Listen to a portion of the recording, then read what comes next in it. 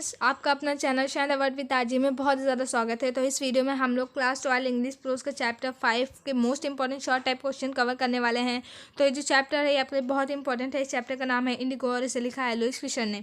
तो इस वीडियो में हम लोग इसके शॉर्ट टाइप क्वेश्चन से कवर करने वाले हैं और इससे पहले के 4 चैप्टर्स की शॉर्ट टाइप क्वेश्चन की वीडियो बन चुकी है। अगर जो आपने वो नहीं देखी तो आपको इसकी प्लेलिस्ट की लिंक डिस्क्रिप्शन बॉक्स में मिल जाएगी। आप वहाँ से इन चारों चैप्टर को बहुत ही अच्छे से रीड कर सकते हैं, इनके शॉर्ट टाइप आंसर अच्छे से देख सकते हैं। तो चलिए हम लोग बढ़ते हैं अपनी वीडियो की ओर। तो जो हमारा फर्स्ट क्वेश्चन है वो है why did Rajkumar Shukla want to take Gandhi to Champaran. मतलब कि जो राजकुमार शुक्ला थे वो गांधी जी को चंपारण क्यों ले जाना चाहते थे। तो चलिए इसका आंसर देख लेते हैं। तो इसका आंसर हो जाएगा Rajkumar Shukla was one of the poor improvised sharecroppers of the Champaran district. तो जो राजकुमार शुक्ला होते हैं वो चंपारण जिले के उन्हीं गरीब शेयरक्रॉपर्स में से एक होते हैं। शेयरक्रॉपर्स क्या होते हैं? जो बटाई करते हैं, जैसे कि किसी दूसरे के खेत पर कार्य करते हैं और उस खेत में जो भी फसल होती है वो खुद आधी लेते हैं और आधी जिसकी वो खेत होता है उसको देते हैं। तो ये चीज़ होता है शेयरक्रॉपर्स, तो वही होते हैं। He had gone to the Lucknow session of the Indian National Congress to take Gandhiji to Champaran to fight the injustice and the exploitation of the sharecroppers। तो क्या होता है, जो राजकुमार वर्मा होते हैं वो गांधी जी से मिलने के लिए कहाँ जाते हैं? भारतीय लखनऊ में जाते हैं, जहाँ पे भारतीय कांग्रेस की जो है अधिवेशन चल रहा होता है। और वहाँ से उन्हें कहते हैं कि आप हमारे साथ चंपारण चलिए और वहाँ जाके जो कि चंपारण में शेयरक्रॉपर्स के साथ जो अन्याय हो रहा है, इनजस्टिस हो रहा है, उसे देखिए चल के और उसमें हमारी हेल्प करिए चल के। इसीलिए वो गांधी जी को अपने साथ ले जाना चाहते थे। उसके बाद सेकंड क्वेश्चन बढ़ते हैं। सेकंड क्वेश्चन है हमारा why did Gandhi ji decide to go Muzaffarnagar before going to Champaran. तो क्या होता है, क्या पूछा जा रहा है कि जो चंपारण जाने से पहले गांधी जी ने मुजफ्फर जाने का फैसला क्यों लिया। तो चलिए इसका आंसर देख लेते हैं। Muzaffarpur was end road to Champaran. तो क्या होता है, जो मुजफ्फरपुर होता है वो चंपारण मतलब के मार्ग पे ही पड़ता है, मतलब कि चंपारण जाते समय ही मुजफ्फरपुर पड़ जाता है।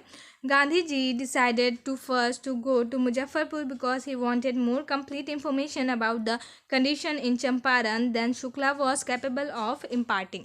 तो क्या होता है, जो गांधी जी होते हैं वो पहले मुजफ्फरपुर जाना का फैसला लेते हैं, क्योंकि वो जो है शुक्ला जितनी भी जानकारी देते हैं, वो जो शुक्ला जी होते हैं वो उनको जितनी भी जानकारी देते हैं वो उसे पूरी अच्छी तरीके से लेना चाहते हैं। इसलिए वो मुजफ्फरपुर जाके उन सभी जो भी इंफॉर्मेशन होते हैं उन्हें इकट्ठा करते हैं, उसके बाद वो वहाँ पे जाते हैं।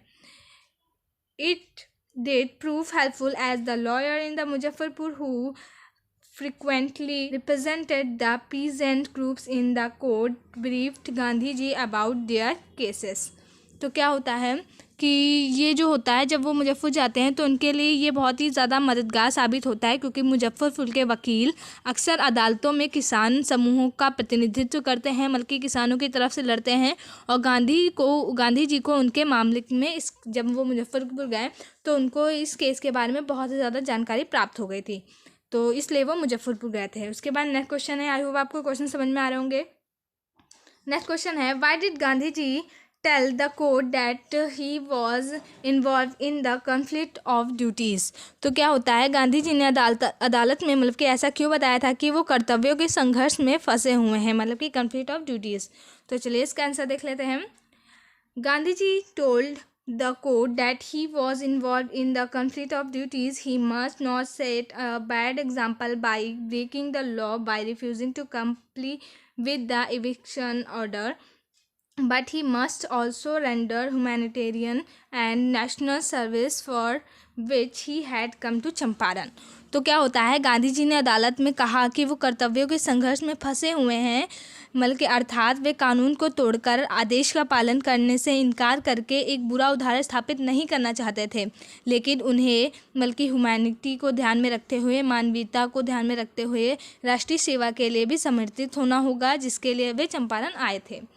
तो ये था इसका आंसर हमारा। What did the peasant pay to the British landlord as rent. मतलब कि जो किसान होते थे उन्हें ब्रिटिश जमींदारों को कर के रूप में क्या देना पड़ता था, क्या भुगतान करना पड़ता था। तो इसका आंसर हो जाएगा the term of the indigo contract between the British and the peasant was copper stated and had to plant 15% of the land holding with indigo and surrender the entire indigo harvest to the British landlord as rent।